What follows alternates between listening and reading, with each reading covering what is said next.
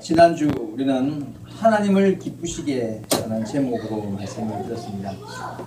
믿음이 없이는 하나님을 기쁘시게 할 수 없다, 그런 내용이었죠. 그 믿음이 없이는 하나님을 기쁘시게 할 수 없기 때문에 우리에게 믿음이 있어야 되는데, 그 믿음의 핵심은 두 가지였습니다. 하나님이 살아계신 것을 믿는 거죠. 그죠? 첫째는 하나님이 살아계신 것을 믿는 것이고, 둘째는 하나님이 자기를 찾는 자들에게 상 주시는 이심을 믿어야 한다라고 제가 했습니다. 여러분, 하나님이 살아계심을 믿습니까? 그리고 또 지금도 살아계셔서 자기를 찾는 자들에게 은혜를 베푸시고 복을 주시고 또 문제 해결의 상을 베푸시는 줄 믿습니까? 믿습니다. 지금도 하나님 살아계셔서요, 하나님 앞에 나와 예배하고 하나님을 섬기고 뭔가 하나님을 찾아서 열심히 하나님께로 가는, 가까이 오는 그들에게 하나님은 상을 주시는 분이십니다. 우리는 그 하나님을 믿고 찾아서, 열심히 찾아서 승리하는 삶을 살아갈 수 있게 되기를 주의 말씀으로 축원드립니다. 근데 오늘 읽었던 말씀 속에 보니까 우리의 힘을 살짝 빼는 말씀이 있는 것 같아요. 무슨 말씀이냐면, 우리에게 너무나 확실한 믿음이 있다 할지라도, 우리에게 너무나 그런 확실한 믿음이 있다 할지라도 이것이 없으면 죽은 믿음이다. 그렇게 말씀하세요. 이것이 뭡니까? 이것이 없으면 죽은 믿음이래요. 본문에 보니까 행함이라는 단어가 나옵니다. 자, 다시 한번 17절 말씀을 보겠습니다. 야고보서 2장 17절 말씀입니다. 이와 같이 행함이 없는 믿음은 그 자체가 죽은 것이라. 읽지 않았습니다만 마지막 26절도 한번 봐보십시오. 26절에 보니까 영혼 없는 몸이 죽은 것 같이 행함이 없는 믿음은 죽은 것이니라. 여러분, 행함이 없는 믿음은 죽은 것이라. 영혼이 없는 몸, 우리 몸에서 영혼이 빠져나가 버리면 죽은 것이잖아요, 그죠? 그것처럼 마치 행함이 없는 믿음은 죽은 것이래요. 그래서 믿음과 행함은 예전부터 이렇게 서로 논의되어 왔던 문제인데, 마치 동전의 양면과 같다, 이런 표현을 해요. 여러분, 동전 있잖아요. 동전이 한 면만 있는 동전이 있습니까? 어쨌든 양면이 다 있어요. 이쪽 면이 있으면 이쪽 면이 있기 때문에 동전이 이루어지는 거니까 한 면만 있는 동전은 없습니다. 그리고 자동차의 양쪽 바퀴와 같다. 한쪽 바퀴만 있으면요, 절대 계속 그냥 맴돌지 앞으로 나갈 수 없죠, 그죠? 자, 믿음은 마치 믿음이 앞으로 나가려면 행함과 함께 양쪽 바퀴와 같이 믿음과 행함은 동시에 있어야만 전진이 가능하다는 거죠. 빼놓을 수가 없다는 이야기입니다. 여러분, 근데 사실은 물론 우리는 믿음으로 구원받아요. 믿음으로 응답받고 믿음으로 복을 받고 믿음으로 하나님의 나라에 이르는 천국 가는 길이 믿음 안에 있습니다.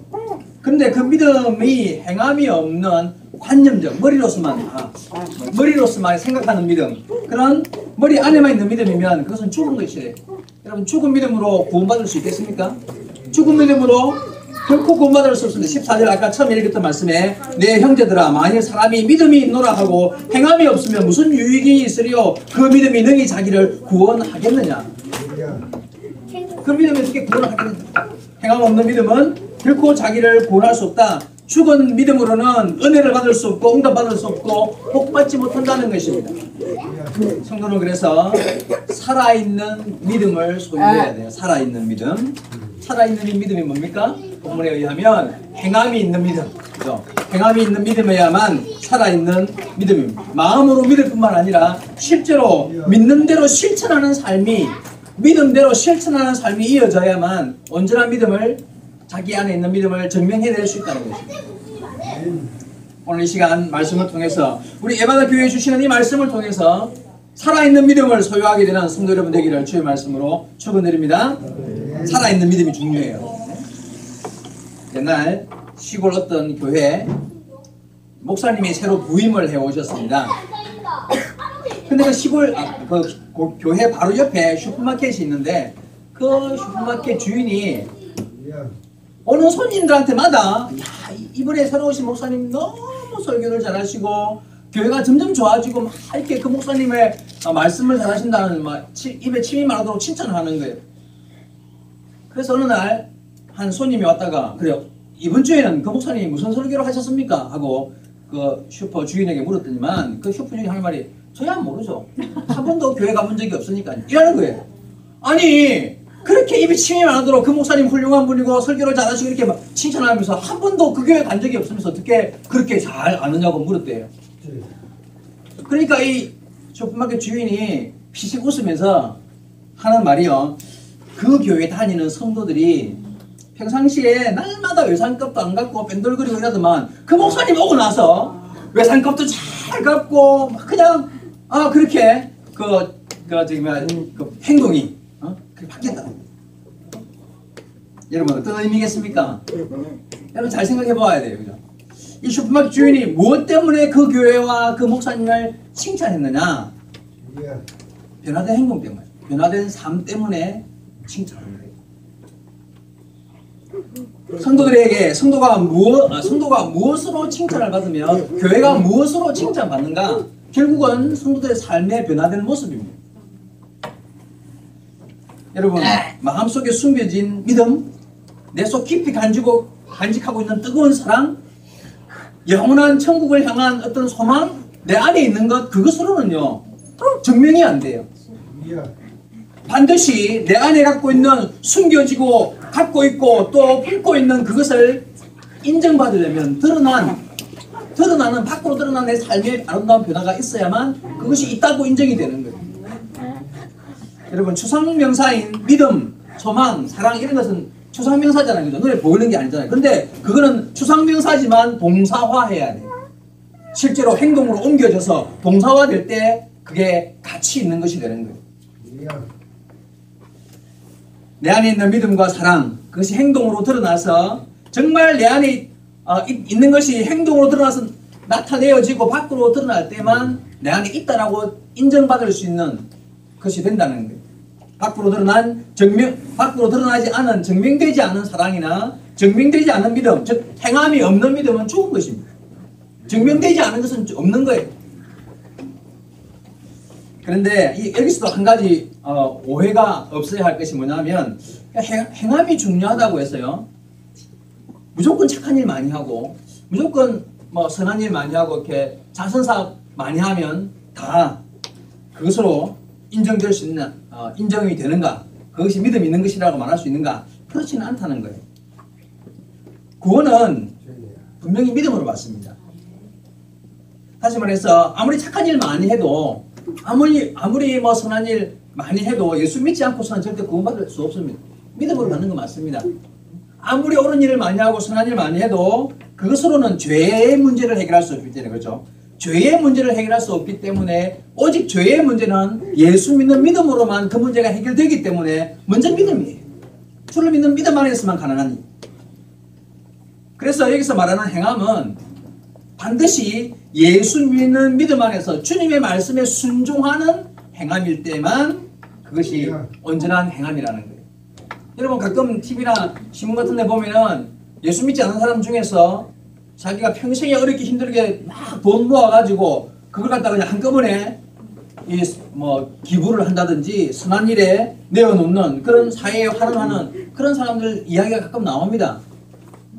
그러나 그들의 선한 행위가 예수님을 믿는 믿음에서 순종에 의해서 행한 선행이 아니라 자기가 갖고 있는 마음의 양심 어떤 그런 결단에 의해서 하는 선한 행위이기 때문에 그것으로 구원받았다고 말할 수 없다는 것이죠.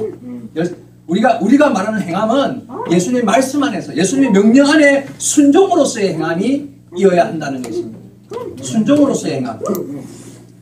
우리의 믿음 수준을 높여야 돼요. 우리의 믿음 수준을 행함이 없는 머릿속에 그저 맴도는 수준이라면 귀신도 그 정도 믿음은 있어요.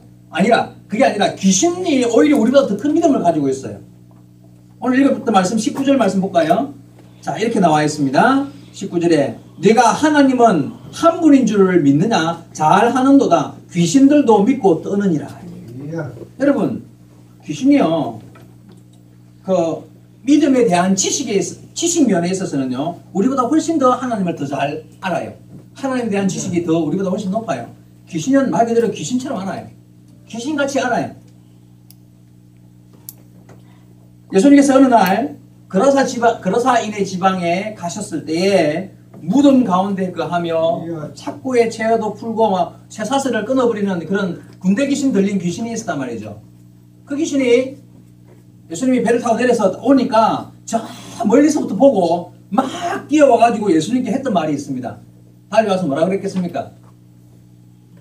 지극히 높으신 하나님의 아들 예수여, 나를 괴롭게 마시고 나를 떠나소서. 이렇게 저 멀리서부터 보고 뛰어와가지고 그 안에 귀신이 있으니 귀신이 제일 먼저, 그게 많은 사람들이 있었지만 누구도 예수님께 와가지고 지극히 높으신 하나님의 아들이라고 고백한 사람이 아무도 없습니다. 그런데 귀신이기 때문에 귀신같이 알고 와서 주님을 고백했단 말이에요. 그렇게. 그리고는 하는 말이 나를 떠나달라고 그렇게 말했단 말이에요.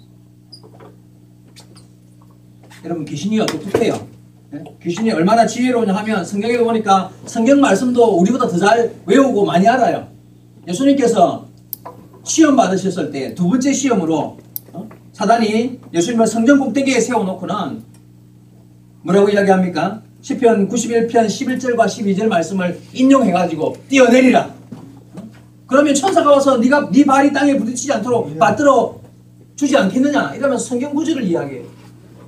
여러분, 귀신보다 낫습니까? 성경 구절도 암송하고 막 바로 신앙 고백 딱 해내고 막. 근데 문제는 귀신에게 없는 것이 있다는 거예요. 그게 뭘까요? 그렇게 똑똑하고 예수님과 하나님에 대한 정확한 지식이 있고 성경 구절도 막 다 알고 있는 그런 지혜로운 영이 귀신인데 그에게 없는 것이 있습니다. 우리의 수준이 귀신과 달라야 될 거 아니에요. 그에게 없는 것이 뭘까요? 말씀에 순종하여 선을 행함이 없는 것입니다. 그렇죠? 말씀은 알아요. 근데 말씀에 순종하여 선을 행하는 것이 없는 거예요. 그래서 막인 거예요. 사탄인 거예요. 결국 잘 들어봐요. 그렇다면 우리도 말씀을 듣고 배우고 익혀서 알고 있는 그 말씀에 순종하여 행함이 없으면 귀신보다 나을 게 있단 말이 없단 말이에요. 귀신보다 나을 게 없다는 이야기예요. 오히려 귀신보다 못할 수 있어요. 왜냐하면 나보다 더 많이 알고 더 많이 똑똑하니까.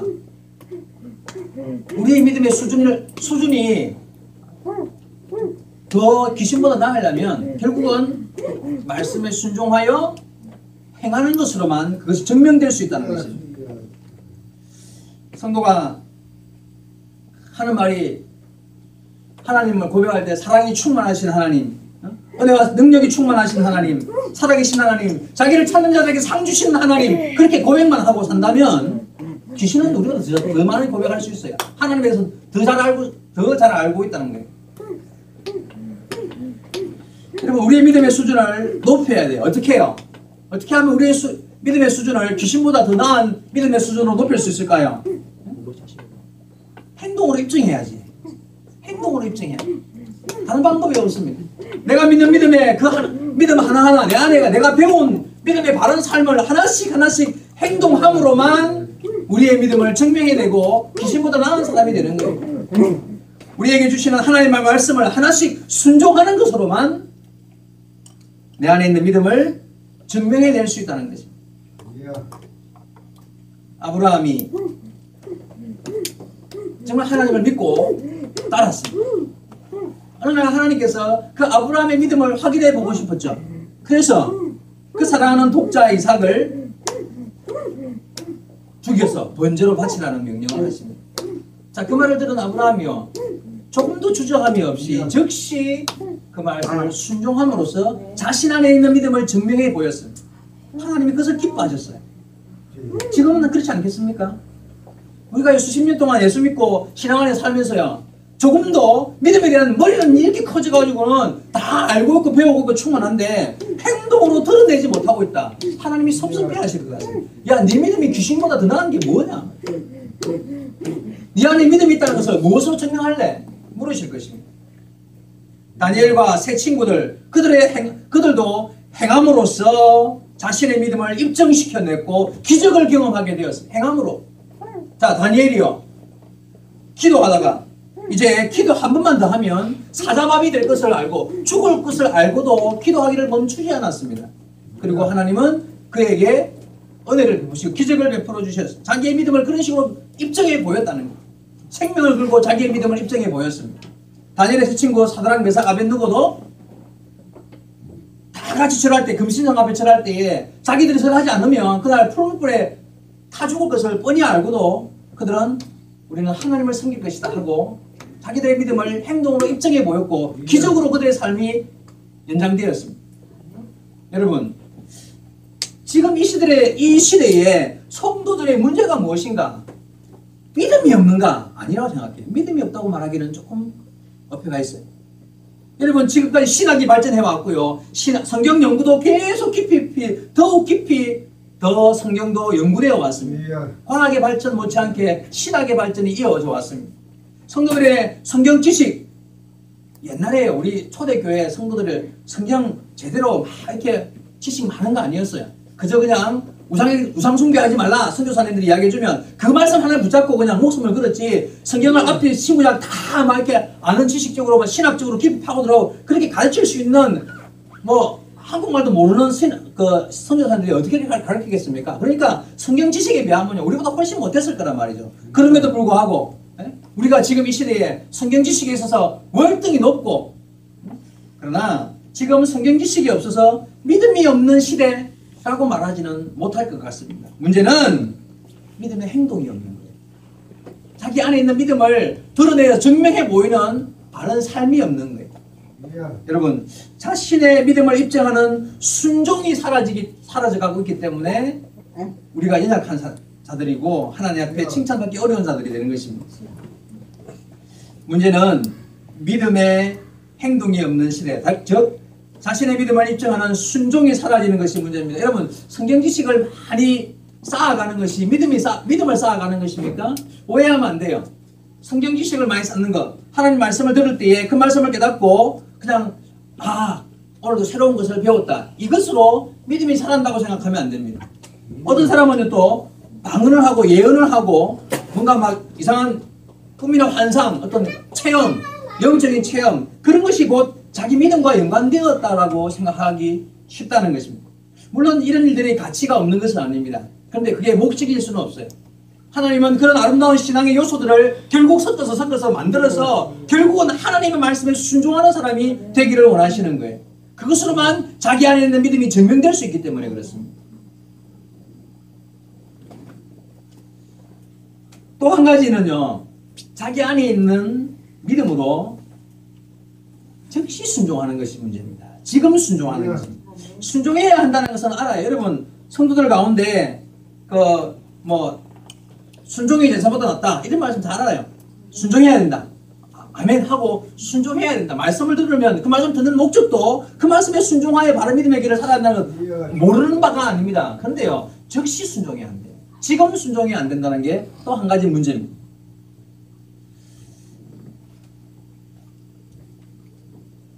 목사님이 설교할 때요, 듣는 성도들이 나는 순종 안 해, 그런 마음을 가지고 앉아있는 사람은 아무도 없습니다. 오늘 하나님이 주시는 말씀이니까 내가 순종해야 돼. 그런데 문제는 다음에 하겠다라고 생각.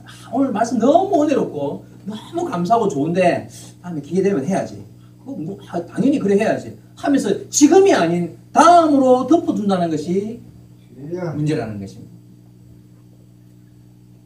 하나님의 음성을 들었을 때 지금 순종입니다. 아브라함처럼, 그죠? 지금 순종, 즉시 순종이 바로 하나님 원하시는 바 순종입니다. 다음에 하겠다는 것은요, 다음에 순종하겠다는 것은 하지 않겠다는 것과 똑같습니다. 조금도 틀리는 바가 없습니다. 지금 순종하는 것만이 진짜 순종하는 것입니다. 여러분, 하나님의 음성은 무조건 즉시 순종입니다. 사랑하는 성도 여러분, 하나님의 음성 앞에 즉시 순종하는, 지금 순종하는 저와 여러분 되기를 주의 말씀으로 축원드립니다. 여러분, 올라 미상재 선생 이야기 제가 전에 얼핏 우리 수련회 특강 때 잠시 했었습니다.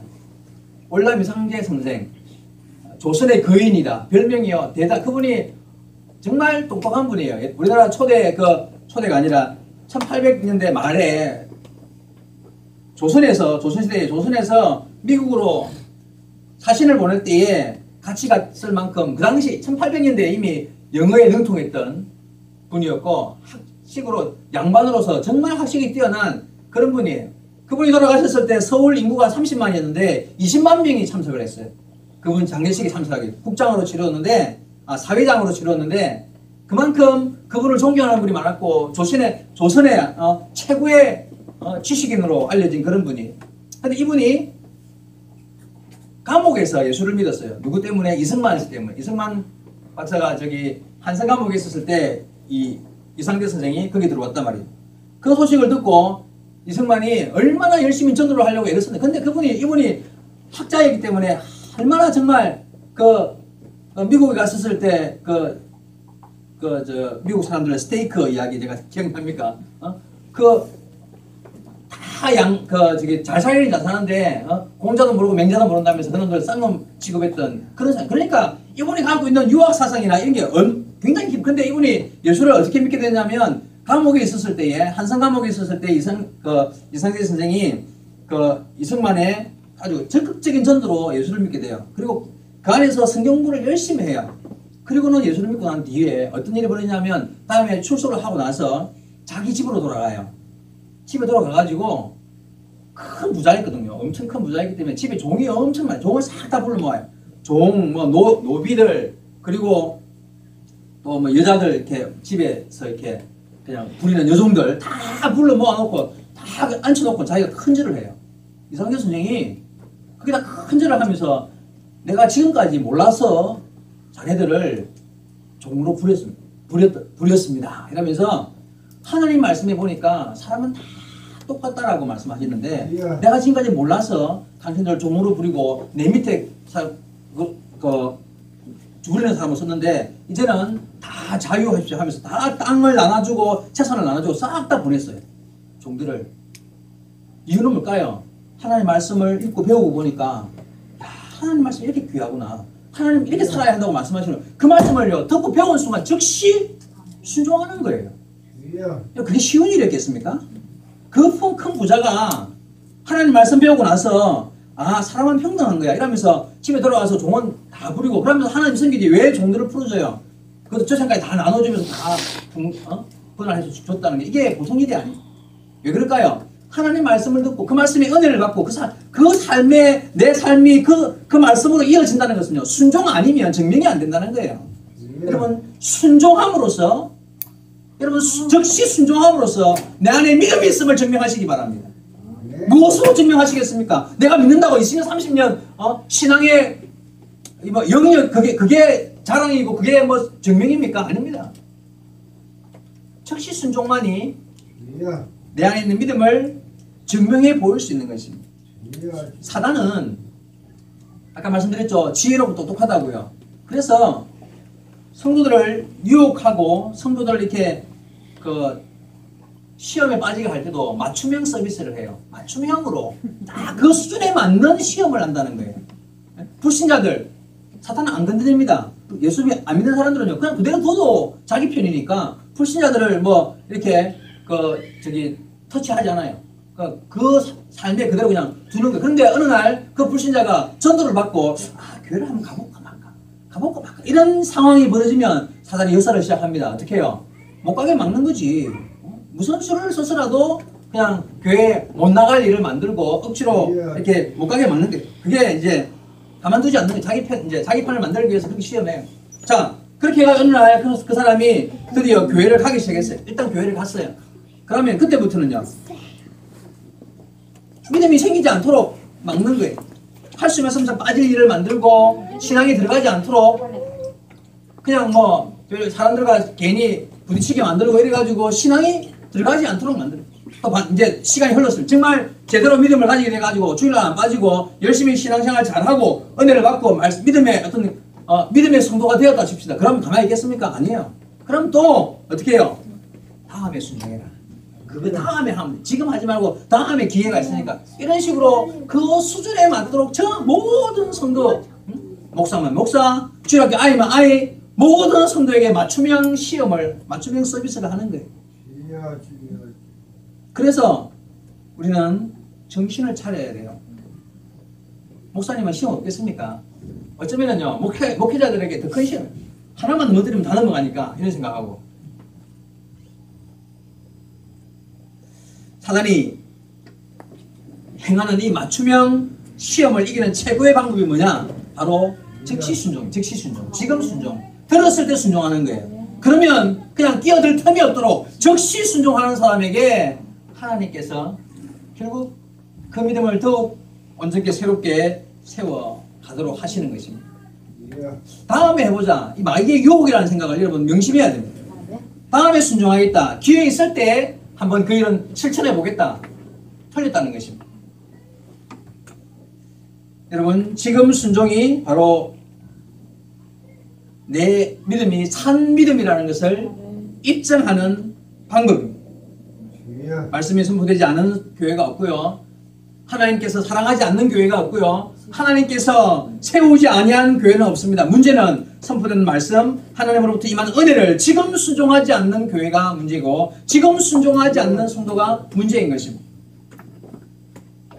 여러분, 그런 지금 순종하고 즉시에 순종한 그런 교회가 바로 살아있는 교회입니다. 저는 우리 교회가 살아있는 교회가 되기를 소망합니다. 성도들이 지금 믿음의 수준에 맞게끔 지금 현재의 위치에서 최선을 다하고 말씀에 즉시 순종하는 그런 성도들이 되어야 합니다. 말씀을 읽겠습니다. 오늘 본문 말씀에는 행함에 대한 말씀인데요. 믿음과 행함, 전에 말씀드린 대로 떼어놓을 수 없는, 그죠? 제가 지난주에 믿음에 대한 이야기를 아주 강조하게 말씀드렸는데 그와 함께 우리에게 주어진 하나님 허락하신 은혜 안에 믿음 안의 삶을 내 안에 있는 믿음을 어떻게 증명할 것인가? 바로 행함으로, 즉시 순종하는 행함으로 내 안에 있는 믿음이 산 믿음임을 증명할 수 있다는 것입니다. 여러분, 지금 순종함으로써 내 안에 있는 믿음을 입증하고 정말 팔딱팔딱 뛰는 살아있는 믿음으로 범사에 승리하는 우리 예바다교회 모든 성도 여러분 되기를 주의 말씀으로 축원드립니다. 기도하시겠습니다. 살아계신 하나님 아버지,